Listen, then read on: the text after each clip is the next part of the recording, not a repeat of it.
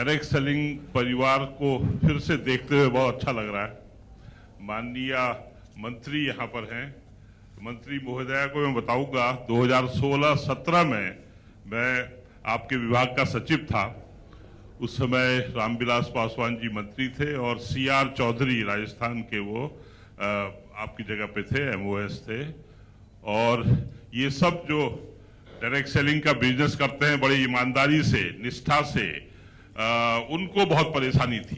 भारत सरकार का एक दूसरा नियम, वो अभी भी है वो नियम, उस नियम को अगर आप हटवा दें तो बड़ा अच्छा रहेगा। प्राइस चिट मनी सर्कुलेशन, वो जो नियम है वो इनके पीछे पड़ा रहता है, क्योंकि इनके पीछे हमारे देश में तो हर तरह के लोग हैं। कुछ ऐसे लोग हैं वो सामान तो कुछ बेचते नहीं है, सिर्फ पैसा घुमाते हैं। तो ये वो लोग समझते हैं कि ये जो यहाँ बैठे हैं वो भी ऐसा करते हैं। ये बिल्कुल ऐसा नहीं करते हैं।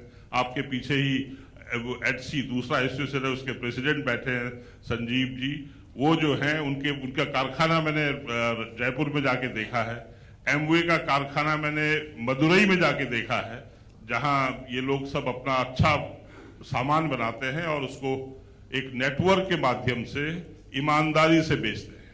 और आप तो देख लीजिए कि हमारे देश में मिलावट, स्मगल गुड, काउंटरफीट, फेक इतना होता है। ये जो लोग हैं डायरेक्ट सेलिंग वाले, आपको तो पता है आजकल आप कंज्यूमर प्रोटेक्शन एक्ट को एडमिनिस्टर कर रही हैं, उसमें कंज्यूमर के 6 अधिकार हैं। तो 6 में से 5 अधिकार डायरेक्ट सेलिंग वाले कंज्यूमर को सीधे प्रदान करते हैं। मतलब ऐसा कोई बिजनेस नहीं होगी, वो जो रिटेल वाला जो दुकान लगा के बैठा है वो भी कहता है मुझे नहीं पता, वो जिसने बनाया है उससे पूछो माल कैसा है, या माल एक्सपायर हो गया, अच्छा वो डेट जो है निकल गई। कुछ लोग एमआरपी से ज्यादा बेचते हैं। ये लोग ऐसा नहीं कर सकते। ये कंज्यूमर को सीधे कंज्यूमर से रिश्ता बनाते हैं, उसको अच्छा माल बेचते हैं। और इतना कठिन काम ये लोग करते हैं, लेकिन वो दूसरा एक्ट जो है पीसीएमसी इनको परेशान करता है और अभी भी कर रहा है। तो 2016-17 में आप सब लोगों ने मंत्री, प्रधानमंत्री सबने मिलकर कहा कि हाँ, इनको एक पहचान देनी चाहिए। तो हमने एक तरीका निकाला जिससे कि एक गाइडलाइन निकाल दी जो भारत सरकार को अब निकालनी चाहिए। अभी तक गाइडलाइन नहीं बनी है। कंज्यूमर प्रोटेक्शन एक्ट 2019 में बन गया, उसमें डायरेक्ट सेलिंग की परिभाषा आ गई। 1921 में डायरेक्ट सेलिंग रूल्स बन गए। रूल्स तक ही सीमित नहीं रहना है, रूल्स के बाद गाइडलाइंस आनी है। गाइडलाइंस, और बहुत स्टेट गवर्नमेंट्स गाइडलाइन बना रही हैं, मॉनिटरिंग कमेटी बना रही हैं, क्योंकि अल्टीमेटली स्टेट गवर्नमेंट्स को भी मदद करनी है। और आपने देखा होगा वो जो हमारे देश में दूसरी बड़ी प्रॉब्लम है, फूड और कंज्यूमर अफेयर्स एक साथ है, दोनों विभाग। कंज्यूमर अफेयर्स एक रेगुलेटरी डिपार्टमेंट है, जबकि फूड डिपार्टमेंट जो है वो सब्सिडी, फूड सब्सिडी, बड़ा 140, 150, 200 करोड़ का विभाग, 200 लाख करोड़ की सब्सिडी देता है। और हर किसी का चार्ज फूड और कंज्यूमर एक साथ रहता है, तो कंज्यूमर वालों को कोई पूछता ही नहीं है। इस बहुत से स्टेट में तो कंज्यूमर डिपार्टमेंट है ही नहीं। और डायरेक्ट सेलिंग जो है कंज्यूमर प्रोटेक्शन एक्ट के अंदर, क्योंकि ये by the consumer, for the consumer, of the consumer, ये ऐसा व्यवसाय है जो कंज्यूमर द्वारा कंज्यूमर के लिए चलाया जाता है। लेकिन वो हर स्टेट में मेरे ख्याल से 5-6 स्टेट है जहां कंज्यूमर का एक दफ्तर अलग से, अदरवाइज सब पार्ट टाइम देखते हैं।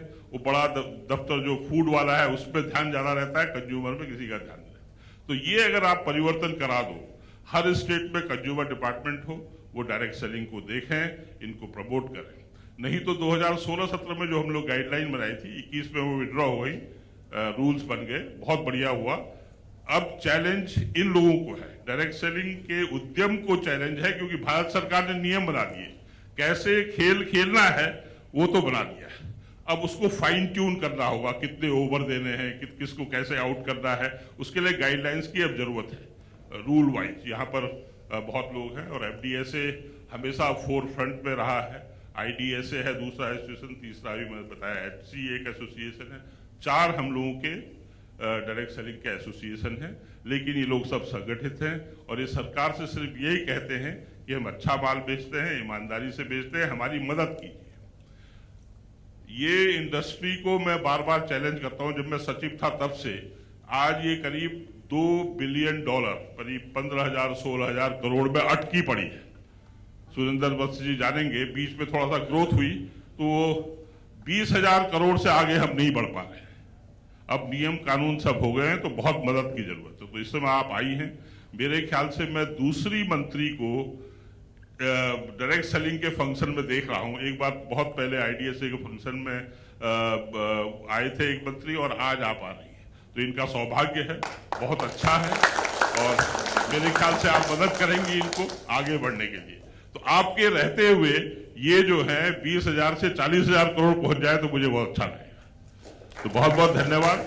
आप लोग सब मुझे बहुत सम्मान देते हैं और मैं अब आपके परिवार का सदस्य हो गया हूं। लेकिन डायरेक्ट सेलिंग में नहीं कर पाऊंगा क्योंकि बहुत कठिन है। वो मैं बार बार इनसे कहता हूँ, मेरे पास पेशेंस नहीं है, बड़ा धीरज का काम है ना। हम 10 लोगों के पास जाते हैं कि ये खरीद लो, नहीं। और अभी भी बड़ा इसका वो है कि नहीं ये लोग तो जो है ज्यादा दाम लेते हैं, अच्छा माल नहीं देते। ऐसा नहीं है। अगर जो घुसता है अंदर तो इसमें सरकार की मदद चाहिए। वो जो आपके एडवर्टीजमेंट, वो जो कंज्यूमर के ज्यादातर एडवर्टीजमेंट, जो भी आपका बजट है ज्यादातर वो कंज्यूमर एम्पावरमेंट में जाता है। उसमें थोड़ा सा डायरेक्ट सेलिंग के बारे में भी अगर कहा जाए, क्योंकि हमारे